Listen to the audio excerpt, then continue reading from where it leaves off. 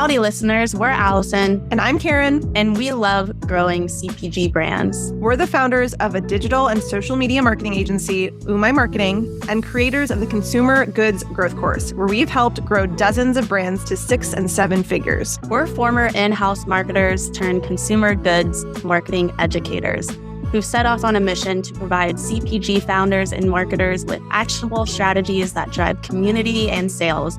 We're talking real results. If you're wanting to learn simple, actionable, step-by-step strategies needed to drive real brand growth without breaking the bank or sacrificing your social life, then this is the podcast for you. Let's get into today's episode. Welcome to the UMAI Social Circle, where we talk consumer goods tips to help business owners and marketers grow. We're Alison and Karin, co-founders of UMAI Marketing, and we're being joined by Meghan Martin and Sam Laubach, our new strategy director and creative director, leading our branding and packaging efforts here at UMAI. How are y'all? Good. Thanks for having us again. Yeah, welcome back. This is our second episode as part of a little series to dive into Sam and Meghan. If you guys are interested in hearing on how they got started, the brands that they've worked with in the past, how they started their own agency, you can listen to the episode before, episode number 48. Definitely recommend giving it a listen. But for today, we have a few questions that we want to ask y'all and kind of wrap up this little series. So one that we really like to ask people in all different facets of CPG, but specifically for branding and packaging reasons, what are your favorite brands currently on the shelf, either in-person shelf or online shelf, and why? I think my all-time favorite, all of the brands that I really like, I love all of their products along with their brand. I think that's usually a big, I need to like both the product and the brand itself. But, and I think all of them are like trendsetters in a way. I think that's usually the ones that I usually gravitate towards. I'd say Baggu is definitely number one all-time fave. They can do no wrong. Like, take all my money. Every collaboration, I'm like, all-time fave. But I also really like Tower 28 is a new one that I'm really liking lately. And then Graza I always love, Amika, Gia, and there's another one. Oh, Piecework Puzzles. That's another one that I really like. All of them I really like. They're fun, a lot of colors, not afraid to be who they are. Piecework Puzzles. Is it like an actual puzzle? Yep. Company? Oh, yeah. And they do like a playlist for every puzzle they do. It's so good. It's so good. Love a good puzzle. Yeah. So wait, why can Baggu do no wrong?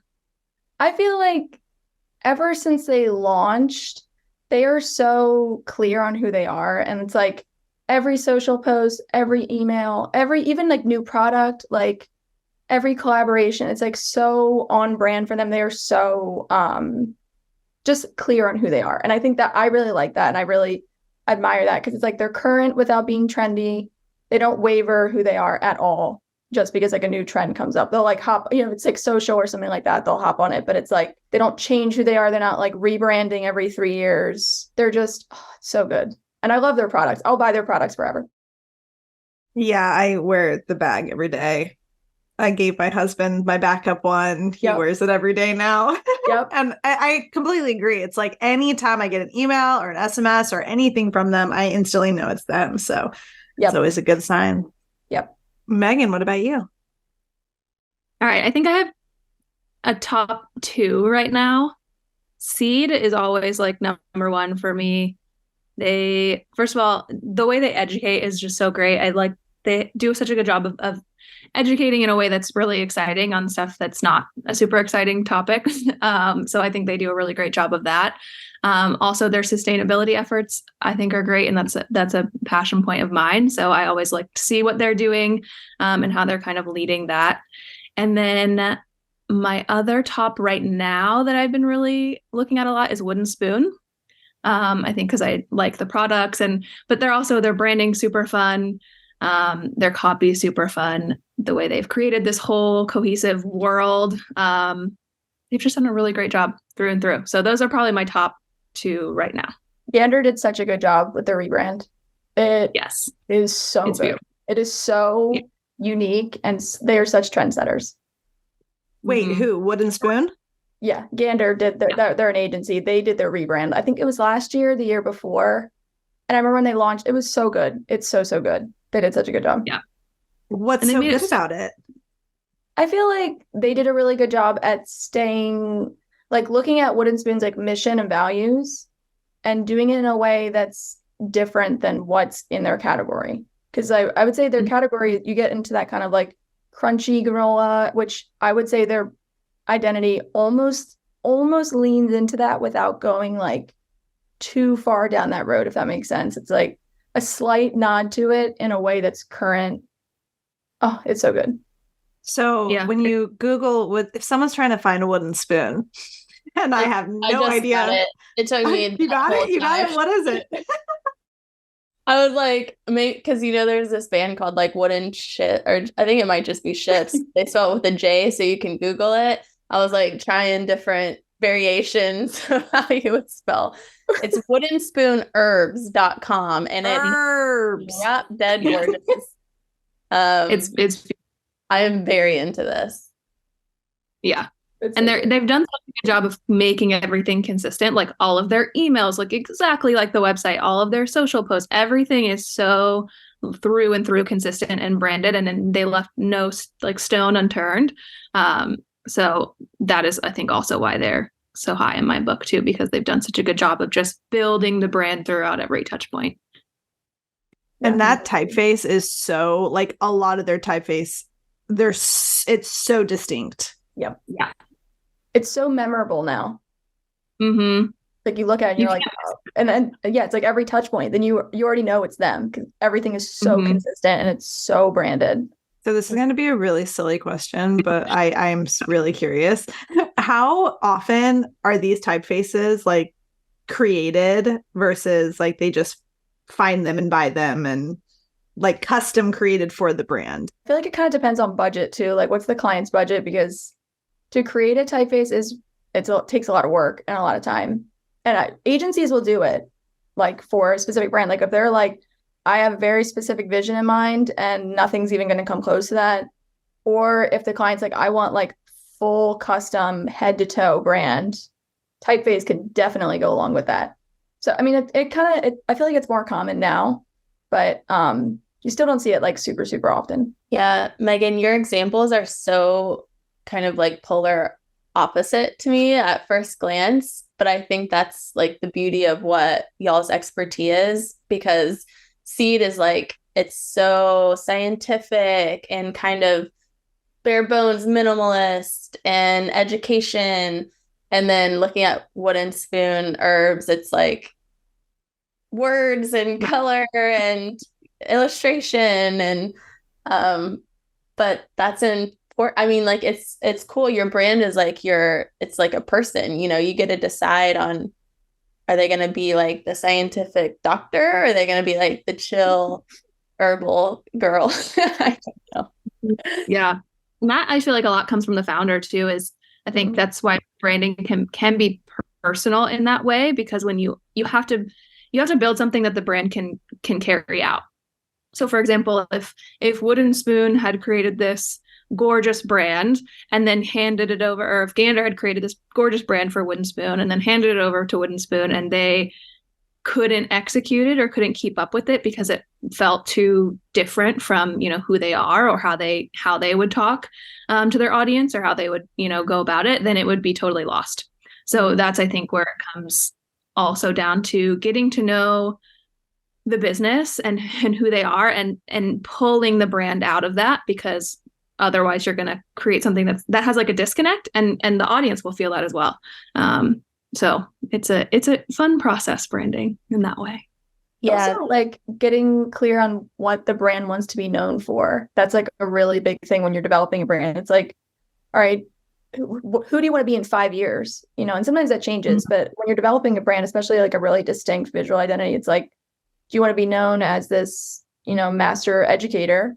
Then you go this more scientific route, and then everything should reflect that. Or you want to be known as like trendsetters. Like we don't care. We're just going to do whatever we want and like have fun. It really can depend. Yeah. And how much you need to do. So for example, I think with Seed, there was education on probiotics. So it's not like it was a totally new category, but some brands will have to come out and, they have to educate entirely because this is a brand new product. It's a brand new category. It's something people have never heard of. So they have to do a lot of education. So then it becomes such a core pillar of the brand. So how do you execute that in a way that's branded, I think is really interesting too, because I'd say both of those, Wooden Spoon and Seed, have to do a good bit of explaining their product. So seeing how they take such different approaches is interesting when you look at them side by side. Obviously different categories, but still both educating in completely different ways. Mm-hmm. And could you just assume by looking at these two that the consumer is really there's going to be a huge difference between the two? I mean, is that kind of like the deciding factor on, even if the founder, the marketing team is one way, if your end research shows that the consumer is someone totally different, how do you like meld the two or decide on that? Because I actually kind of see there being some overlap. There's probably, I have like a Venn diagram in my head, right? You have like probably someone who's way on the outskirts of one and on the other, and then there's probably some overlap in between. But that's a good question. I think it's a blend of both. The founder, marketing team, the business, and the audience, because both of those things have to come together to create the brand. So it's definitely a blend of both. Well, speaking of Wooden Spoon, you said they just had a recent rebrand. Is that right? I think it was in like the last year, maybe early this year. I can't remember. It was pretty recent though. Okay. How can a brand decide when the right time is to invest in a branding agency or if it's time for a rebrand? That's a good question. There's a couple timing points that I would say to look out for when it's time to invest in a rebrand in particular. And a rebrand is not always the answer. So I think that's also something to touch on. But when it is time to rebrand, I think the biggest ones I would say to look at are if you're no longer reaching or connecting with your target audience. If, you're seeing that your audience is falling off and it's no longer, what you're putting out is no longer resonating, that's a good time to look at your branding. And then if your audience has aged out also, so for example, if you are targeting women 35 to 40, and when you started, they were, millennials, and now millennials have aged out of that age group, that's not accurate. but whatever the case is, you might need to look at your branding. Is it still, relevant to an audience who has a totally different perspective than the age group you were talking to before? And then if your visual identity is outdated, is always a good time. If you got something that was really trendy, it's been a few years and now that looks just not so hot anymore, that's definitely a good time. And then the last one I'd say is kind of my favorite because it's probably the one we see the most often. And that is, you started your business off, you got your brother's girlfriend's niece to design you a logo in Canva, and it was great. And there is a time and a place for that. So I will never knock that. I'll be the first one to say that there's a time and a place for it. But now, you've been around for a few years, you're trying to get into retail, you're trying to be a little bit bigger of a business, and you have to really look at taking a step in a leveling up, I guess is what I'm trying to say, so that you are more cohesive, more credible, you have a full brand identity as opposed to kind of just that logo you originally got. So that kind of brings a question that I always have to my mind, where it's like, we don't want to get too trendy with our branding, but things that you see now and examples you see now are technically trending, right? It's popping up everywhere because people like it a lot and people want to purchase these products. And so how do you avoid going to quote unquote trendy, right? Like it's just your opinion, man. It's so hard to like pinpoint what is quote trendy. So how do we avoid that so that we don't have to do a rebrand in a couple years? I think there's a fine line between being current and being trendy. I would say current is like can you compete in the current market? Like, what are the global design trends, like bright color, lots of negative space, clean type? Those are like, standard markers of, you can do that in any way you want. But like trendy is like certain styles of font, like a 70s retro font that like everybody's launching with, or like certain shapes, like arches were really trending for a while. Gradients, like we mentioned in the last episode. Trying to think what else. There's certain design assets that are used like largely across the board. And I mean, sometimes like trends you can't escape. Sometimes it's just like it's everywhere you look. Every product that is launching is trends everywhere. But I think there's a fine line between being current and being trendy. And I think that's up to the agency or designer you're working with. And if they're doing like all super trendy stuff, I would say if you're going to go in the trendy route, I would personally avoid that just in terms of like investment, time, and money. But I think you can be current. And, there's a fine line. Thank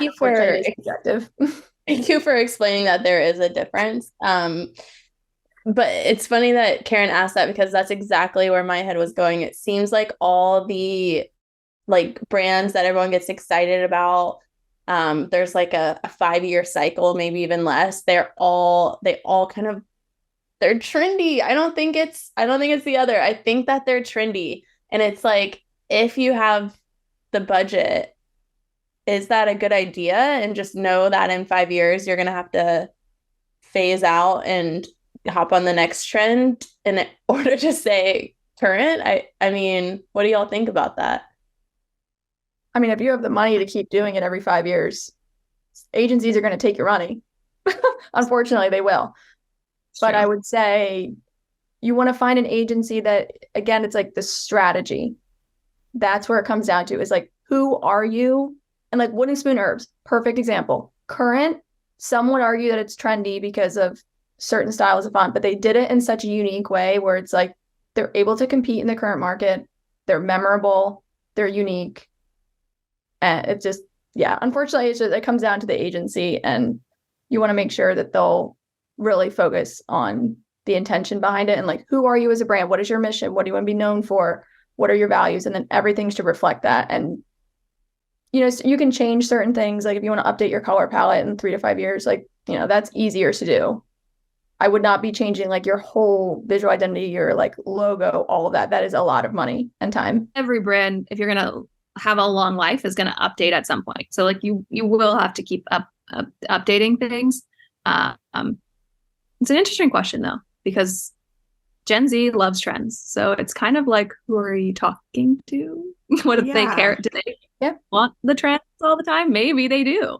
And are you going to sell your business? Like, are you going to sell in 5 years? Then go for it. Be trendy. It kind of depends on, again, it's like, what's your long-term goals? Yeah. And I guess you can always pull in trends in a less brand heavy way, right? Like when it comes to social and jumping on random trends that happen, CapCut templates that happen, or trending audio, or trending just like messaging. So you can always jump on that and still reach that younger audience that is obsessed with trends without having your whole brand identity be surrounded by it, which is fun. I also was thinking about, so you were saying, okay, there's a difference between a rebrand and a refresh. So can you kind of detail the difference there and when it makes sense for a brand to do a refresh? So, for example, you look at like brands that have been around for 100 plus years, right? So even brands like Coca-Cola, or, you can see their logo iterations over time and what they've done to change and update. They haven't changed their identity, right? You know who they are. They're still using I think their red is trademarked, like all of those things, but you see them make those updates to stay current so that they don't feel dated. Or sometimes they're playing on the nostalgia, which has been really popular lately, and they're pulling back old styles, which is fun to see. But so I think that would be something that's considered like a refresh, right? So you're just taking your existing identity, your core identity, and updating it to feel more modern. What also I think you can do is essentially it's not a rebrand, right? But you might just need to innovate or come up with fresh ideas or a campaign to make you more relevant, to remind your audience that you exist and that you're still, current with what's happening in the world, even though you've been around for a while. You see a lot of big brands do that, right? Where they're gonna, create a campaign so that they're reminding the audience that they exist and that they still are important.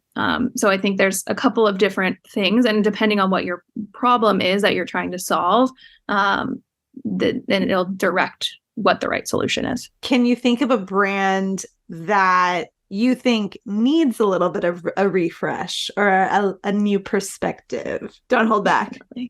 Pop Secret popcorn. What was that? Pop Secret. We just recently bought it. And I think I looked at it. I was like, I think they did some sort of update. Like, the old school one is like that darker blue and yellow. It was very like old school, which actually I'm not going to prefer. But I feel like they like updated it to stay current. But I think that they could really use a fresh take, especially like campaign. Like I think there's just so much opportunity for it. Like anyone who watches movies at home, like there's so much opportunity. At first I was like, Pop Secret popcorn, what is that? Like, what is this tiny brand? No, this is like the popcorn at home popcorn brand. Got it. Number one. Yeah. What would you hear that? What would you do, Sam? You've obviously thought about this. I don't know. I was like looking at their social, and I think they just do a lot of like UGC, but I'm like, it's like a good way of like staying current. Is like they could do a whole campaign. Like I'm thinking like lifestyle photography, like different kinds of people, like families at home. You have like the movie night in of like a couple. You have like, there's so much opportunity in terms of like campaign and photography and like how the product fits into so many people's lives. Because like, you don't just always eat popcorn when you're watching movies. Sometimes it's like, I don't know, some people eat popcorn as like just like a regular snack when you're like working, or I don't know. There's so much opportunity for that. Oh gosh, their Instagram Pop Secret. I know, right? They obviously had an agency around like, oh my gosh. I was scrolling and I thought this was last year because I wasn't really scrolling for that long, but it's like 257 weeks ago. Wow, Pop Secret. Not the filters on it. They're due for agency coming in, giving them a fresh take. This is like 10 years ago. Come on. Oh, well, we'll be reaching out. Don't worry. Let's do some stuff. This is wild. Okay, what else you got? What other brand could use a refresh? Okay, I have one that I have wanted to rebrand for like a year now. And it's not like a product. It's a much larger thing. It's recycling. I feel like I would love to be here. This is like entire idea of recycling. Oh, like, recycling as a whole. As a concept, as a practice. As a whole concept. It's all a lie that they fed us. None of it's real. Like, it's not actually like there's so much distrust happening between recycling and the world, like, and the pop and everyone. So like, let's look at this. Let's rebrand recycling. That is just as a whole concept. I would like to rebrand recycling. Petition to rebrand recycling. I agree. Once I put my recycling in the recycling bin, I'm like, where are you going? Yep. And how to did the I trash? Right. Because I'm sure I did. Going to one place. Oh. Mm-hmm. Okay. Yeah, that one feels a little less critical and soloed in on a single entity. So yeah, who thought of this recycling thing? Yeah. Megan, how would you rebrand recycling? You'd have to really start from, it would be a lot of research. I think we'd have to really look at like what's actually happening. How can we make it better? How can we build trust with the audience? What do people want to see out of recycling? I think you'd have to really do a lot of consumer data on this one and also figuring out the system as a whole. So that's might be a bigger fish to fry, but it's not so many issues. I think about it all the time. The whole like logistics side, someone else can handle that, right? Yeah. We can like figure out the logistics, do the other part. Mm-hmm. Yeah, and it's messaging, right? First messaging, but I think the identity could be really awesome as well, and would get people interested and excited again if you were to update the visual identity and the messaging and be like, I think you'd have to really own it. I think what they'd have to do is really be like, well, we messed up. So and I think they'd have to own that and then go at it from that perspective, because that's just the reality. Let's start from scratch. Yeah. Who do we pitch this to? Yeah. Who do we reach out to? I wish I knew, because I would probably be sending them an email. Okay. We're going to rebrand Pop Secret Popcorn and Recycling, and we'll get back to everybody on what that looks like soon. Okay. So how do emerging and smaller or even larger CPG brands, how do they find the right agency to work with for a rebrand or a refresh? Portfolio. Well, okay, first I would say, like, you can always ask for recommendations. You know, if you have like a colleague that just went through the process, you know, you can always ask around, because referrals are a big thing. But I would also say, once you have like a list of a couple, like, go through their portfolio.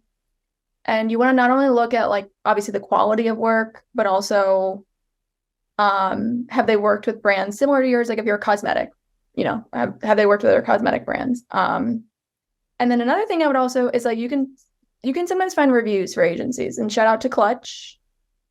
You can literally just Google an agency name and type like reviews with it. I'm a review person, so I feel like I would find that extremely helpful, but like a lot of people don't know that. And you can even go to Clutch and search there's tons of agencies on there. So you can always find reviews. Yeah. Mm-hmm. And the Clutch reviews are detailed. Yes. Like from the client, because we have our clients, you know, give us referrals on Clutch. We're not involved in the process at all.